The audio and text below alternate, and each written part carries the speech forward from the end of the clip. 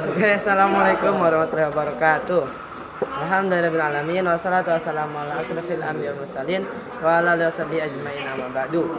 Pertama-tama yang terhormat kepada Abi Hanif dan Umida selaku penguasa pondok Spurkem Al-Quran Al-Arabah Hanifida.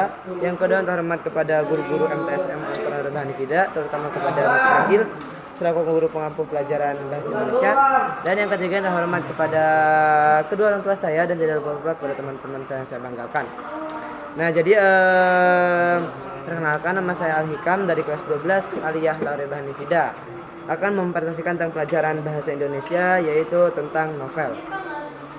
Apa itu novel? Novel adalah karangan prosa panjang yang merangkaikan cerita kehidupan seseorang dengan orang lain. Nah, biasanya novel ini ceritanya lebih kompleks. Nah, jadi biasanya unsur-unsur novel itu terdiri dari 100 halaman atau lebih. Nah, biasanya padahal bahkan ada yang lebih-lebih sampai kayak kamus. Nah, itu tebel banget. Nah, biasanya kalau kurang dari 100 halaman itu biasanya disebut cerpen atau cerita pendek. Maka unsur-unsur novel adalah 100 halaman atau lebih. Nah, kemudian yang kedua, tema dan alurnya itu bersifat kompleks. Kemudian novel juga berbentuk narasi, bukan berbentuk pantun ataupun puisi. Nah, kemudian novel ini biasanya itu alurnya itu berkembang.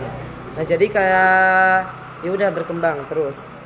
Kemudian di dalam novel juga mesti banyak tokoh dan banyak latar. Nggak cuma ngeceritain satu itu aja atau tokoh latarnya itu di situ-situ aja. Biasanya itu bermacam-macam, banyak tokoh dan latarnya. Nah, kemudian ada struktur-struktur novel. Nah, jadi struktur novel itu ada 1, 2, 3, 4, 5, ada 6.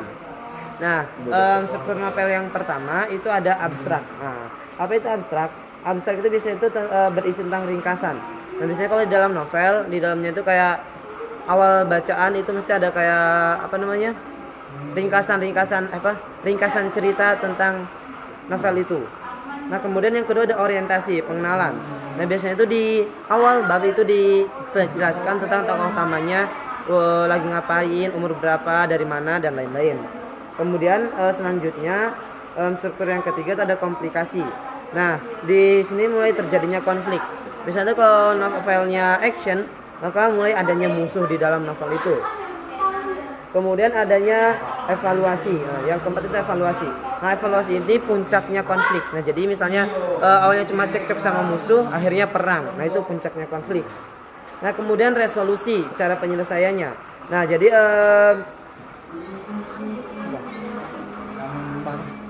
kemudian cara penyelesaiannya adalah dengan resolusi, cara penyelesaian.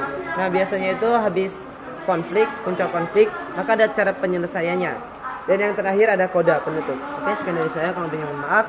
Wassalamualaikum warahmatullahi wabarakatuh.